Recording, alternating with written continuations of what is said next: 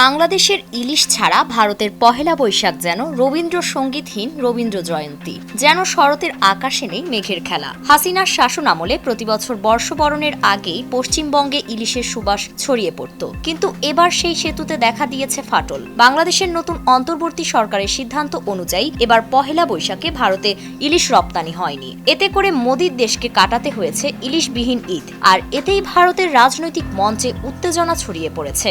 ভারতীয় মিডিয়ায় এই নিয়ে ব্যাপক আলোচনা শুরু হয়েছে।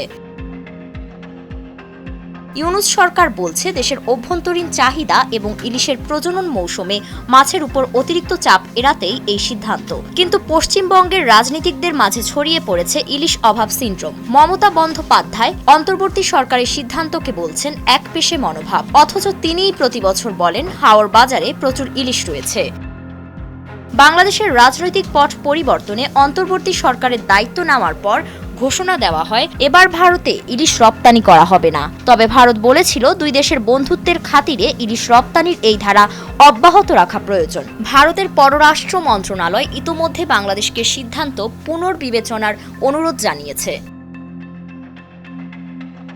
সামাজিক যোগাযোগ মাধ্যমে চলছে ইলিশ যুদ্ধ।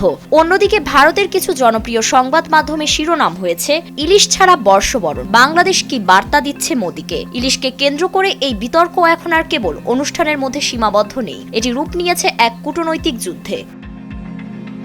ফারিন রহমান প্রীতি, নয়া দিগন্ত।